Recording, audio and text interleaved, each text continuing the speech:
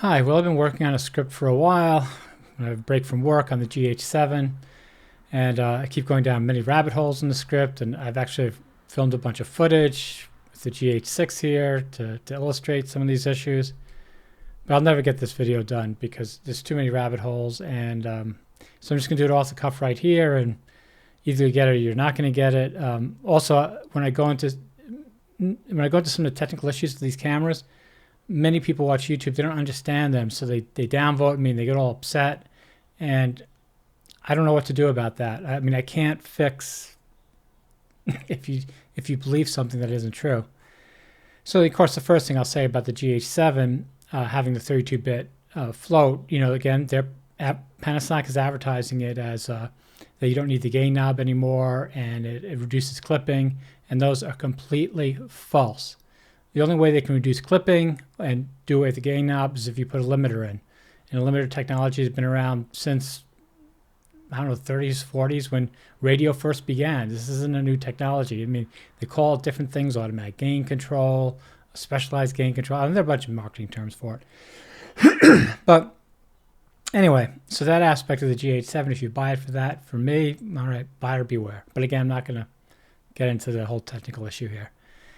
Now, the second thing that's what fascinates me so much about the GH7 is they're putting in internal RAW, which is, in a sense, philosophically at odds with the whole Panasonic approach. Excuse me. And I've owned, by the way, the Panasonic GH2, 3, 4, 5, 6. I've owned all the GH cameras. Now, the 32-bit log thing, in a sense, is a repeat of what they did with shooting log gammas, like Vlog, what they call Vlog, in the GH4, I believe it was, in around 2015, as an add-on. Now, what the problem that they were trying to solve that went in a way I didn't think they expected, but really gave a huge boost to these cameras, is generally in any camera, young people think of ISO as an amplification boost, like how much do you have to boost the image to get a good exposure. And of course, the more you boost it, the more noise you get. And ISO is how much you're boosting it. So if you're boosting it 800, 1600, that's how far past 100 ISO you're boosting it. But if you're older like me, or you come from a film background, ISO is not it's not a function, it's a measurement. ISO is a measurement of the sensor's sensitivity to light, with generally 100 ISO being like 1 candle power or something. But anyway, if you expose at 100 ISO and the exposure is correct, the sensor, if you show it a red or you show it a green, you show it any color, it will get that color 100% all the time. It will not make a mistake. It's a green, a magenta, whatever color it is in the spectrum. As you move further away from 100 ISO, what you're saying, so if you shoot at 800 ISO, what 800 ISO is saying that you're not going to get, every pixel isn't going to get exactly right. So maybe, at 200 ISO, it's only 9 out of 10 times will the pixel register a green. And then 400 ISO, 800, 8 out of 10 times. 1600 might be like 5 out of 10 times does a pixel register a green. That's how it works. So what you naturally want to do when you're photographing something is you want to get everything as close to 1 ISO as possible, right? I mean, obviously not everything is going to be able to, all the light isn't going to be able to hit the photo site and the sensor and get a perfect red and green, right? You're going to have dark areas in your picture, and those, if you expose for them only, right, they'd probably be exposed at 400 ISO. So when you expose at 100 ISO, what you're basically saying is your subject mainly is going to be perfect, but then you're going to get some noise going out, but you're not going to get much if the closer everything is to that 100 ISO mark. And that's why filmmaking is all about lighting and light modification. It's not about the camera or the lens or anything. They can't overcome that. So if you're really shooting professionally, you control the light, and you get the light so that the stops difference, the light intensity difference between what will be 100 ISO picked up perfectly with the camera with no noise is not far away, right? So that's what you do in a studio. But of course, young filmmakers, they don't have, studios and huge lighting systems and crews and whatever, right? So when they go outside to shoot something, they're dealing with, let's say they're shooting with a person, right? And it's 100 ISO, and they get them perfectly, in focus, and then there's really a bright sky and a bunch of clouds. So if the sky and the clouds, obviously the brightness is way beyond that 100 ISO and actually will clip past, the sensor, and it can't do anything with it. So it just throws it all out, and that's why you'll see blown out skies in general video if you just shoot the standard profile. But again, I want to repeat, the standard profile is optimized to get the greatest color fidelity in the video. So what Panasonic did is they said, well, we can actually create a log gamma, because I want to point this out too, that all cameras have a video shooting log. Like, log isn't new. Like, they didn't invent some new technology and put in the camera. All they did is they took a certain type of parameters in the camera, and they allowed the user to adjust those parameters. So normally the camera would come baked in with the Rec 709, log gamma, whatever. That's tuned to what your display is going to show. And they basically said, you know what? You can change that log gamma. You can change what value of pixels you're reading, and you can put it into this 8-bit space. So what Panasonic allowed with the first Vlog, in a sense, so what it would do is that the reason it shoots at 800 ISO, like its base ISO is higher. And again, this is all stuff everybody can figure out. They really just think it through. But again, I get these negative comments, just think it through. So it's shooting at 800 ISO because it's taking more detail from the shadows, right? So it's taking a bunch of, because it wants to flatten into one sort of, looks like properly exposed image. It doesn't want to have a blown out sky or a super dark, shadow. Because again, if you're shooting outside, like the sidewalk might be almost seem black because it's in a shadow. So what log does is it says, okay, we're going to take the sidewalk that's going to look black in the video, and we're going to pull it up.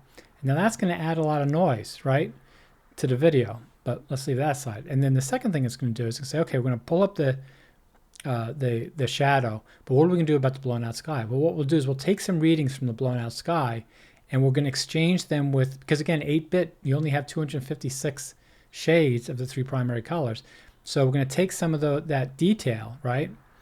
Because we see detail in an image not based on the absolute value of whether it's bright or dark, but how it compares to something else.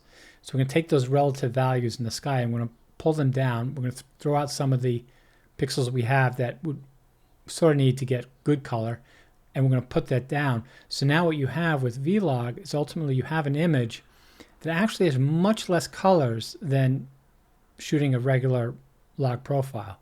And this is one of the ironies that just cracks me up so much when people talk about, oh, we have these, these LUTs and these color profiles, or these, what are they called, color grading things, like we're going to bring the color back. Well, you've actually thrown out a lot of colors, so you can't actually bring the color back.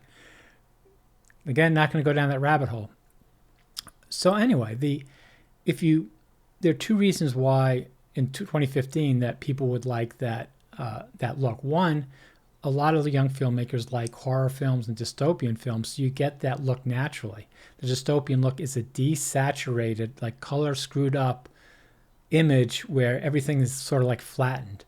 The sky isn't blown out. You can see the things. It's grainy. So I mean, they like that. So that's one part of the camera buyer that liked getting that, because they were able to shoot in a dystopian style. And then the second type, they just wanted to sort of get a look that you could get shooting with RAW, or just get more of that look where you're not having to blown out. So even though your colors aren't looking right, at least compared to a professional movie set, you're not having blown out skies and crushed blacks. So even if you're sort of a purist, the Vlog was good, especially if you go outside.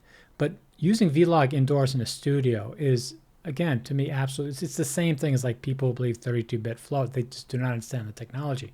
There's no reason to use a Vlog inside. You're actually throwing out good color for bad, because again, you're taking colors from parts of the image, parts of what it's seeing that are low quality, because they're beyond that 100 ISO sweet spot of the sensor.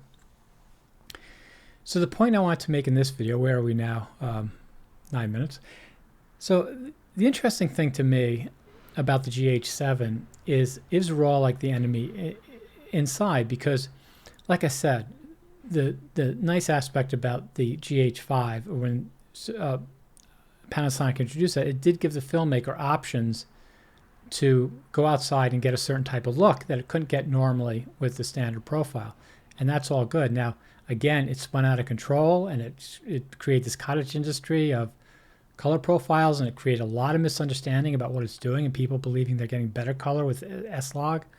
Again, it blows my mind, but what are you going to do? But if you have, with the GH7, because it has RAW internally, now even though the GH6 here can output RAW to a Ninja or a Blackmagic, whatever, I mean, it adds a lot of weight. Once you get well, I'm going to get to that part. So anyway, the GH7, now that it records internal RAW, a normal GH6 user or normal Panasonic MFT user is going to shoot RAW, and then they're going to see exactly what I'm telling you. They're going to say, well, wait, that V-Log is really not good for most circumstances. I can really get a super rich color shooting now. I can actually do what I could do in V-Log, and what they're going to find is they're going to shoot in RAW, and they're going to try and load their color profiles, and they're going to go, closer and closer, and then they're going to actually go closer to the standard profile. They're going to go closer to a really nice look, because they can really tweak the extent of how much they want to give up good color for bad. You can't do it with V-Log, again, because it bakes it into the 8-bit codec. And if you say, oh, it's 10-bit, it's not 10-bit, like true 10-bit dynamic range like RAW is. But again, I'm not going to go down that rabbit hole. Just believe me, the 10-bit is really just 8-bit, where certain banding situations, you're not going to get some artifacts. Anyway, 8-bit, 10-bit, it's the same thing really when it comes to the codec. So anyway, when filmmakers use a GH7 and they use RAW, they go, oh wait, I can actually get this effect. They might experiment a little bit and say, you know what, I can actually get closer to the effect that I want shooting a standard profile and changing it in post than actually just shooting it regularly. So I'm going to shoot RAW, I'm going to do that. I'm going to go away from the V-Log. Like I said, the V-Log is only the log shooting profiles for all these cameras, Sony, Canon, whatever, they're only for like very small situations. You never really want to use it, in my opinion, unless you're shooting a dystopian. But even if you're shooting a dystopian and you have internal RAW, you do RAW, because what if you decide later, no, I don't want such a dystopian look, I want a regular look. With RAW, you can go back to that. You can't do that with V-Log, because it bakes it in. All these log profiles bake in this trade-off that you make, this trade-off, this deal with the devil, okay? So when you have RAW on the GH7, so I think what's going to happen is, one, it's going to make users confused, like, well, wait, I've always shot these log profiles in my GH cameras or my Panasonic cameras, and now I have RAW, and I can see, well, wait, this gives me so much more flexibility, and it's actually showing me the weakness of log that I didn't see before. And so again, either A, they'll say, oh, I'm going to keep shooting RAW, or they're going to go back to standard profile and then just tweak that instead of using log in many situations, because like I said, it throws that color, and the RAW will allow them to see that. But then the other thing I wonder is, will it kill the MFT line? Because in my opinion, like Super 35 is the optimum filmmaker frame size. Balancing size with depth of field and energy consumption and all the rest of it. So you have the MFT camera, you're shooting RAW, and then if you get into RAW, you're going to go, Super 35 or full frame. You're not going to stay with MFT. So the whole GH line, to me, was really predicated on this first mover cottage industry of log shooters and people doing these color grading, whatever they call them, right? So once that's gone, once you see with RAW, you're either you're just going to go to Super 35, or you're going to go to, full frame, and shoot RAW, or just shoot regular. Like, I would rather, so here's a, here's a Sony A7 II. You can pick up these for like $600 now. And this is a 12 megapixel full frame sensor. Like in low light, it will crush the GH7, even shooting RAW. There's no replacement for displacement, as we used to say with cars. Well, it's the same thing with sensor sizes. There's no replacement for sensor size and sensitivity, especially if the sensor, like the S-line, is optimized for video. In other words, it doesn't have a ton of pixels because you're going to take photographs and want high resolution. It's assuming the only resolution you want is for video. So, and then, look at, the size of both these cameras. They're basically the same. I mean, they're the same. I can't tell a difference in weight. So, yeah, you put RAW on a GH7, and really what it does, like I'm saying, is it really just exposes all the limitations of the GH line of cameras. And I think we'll push people either into full frame Panasonic or, I think it'll push them to full frame Sony, Nikon, or Canon. Now, of course, like Sony and Canon are the best because they have cinema line cameras, so you can put the lenses back and forth. And Nikon really is caught up in video. And actually, Nikon was the last one to put in the shooting log gammas. And I did a video about this years ago where saying, like, the reason Nikon did it is they knew what I'm talking about. Like, it's a lie. Like, they're not going to put something in that they feel like no real photographer would do. Throw out good color for bad color. So they were the last to put it in. And actually, they don't really focus on logs. Like, they focus on getting raw internally in the camera. So Nikon has really turned things around, is going in the right direction. So I feel, you're Panasonic, you're sort of killing your own sort of cottage industry and sort of your myth about the log thing. And then if people are going to start shooting raw or even anything else, they're better offerings from, Sony, Canon, and Nikon, in my opinion. So it'll be interesting to see what happens. Again, I don't wish any ill will on Panasonic. I've had all their cameras. MFTs, the great thing about MFT to me is it's sort of like if you want to shoot camcorders, but you just want a little bit more depth of field and obviously sensitivity. So, camcorders now, the high ends are like at 1 inch. So MFT gives you a little bit better on that. Interchangeable lenses, smaller. So there's definitely a place for MFT. Again, it's not that bad mouthing it. But anyway, I just wanted to do this video to just get this done with. I keep thinking about how am I going to do it. I'm going to pull up all these examples and stuff, but I haven't because, again, it'll just get into the weeds.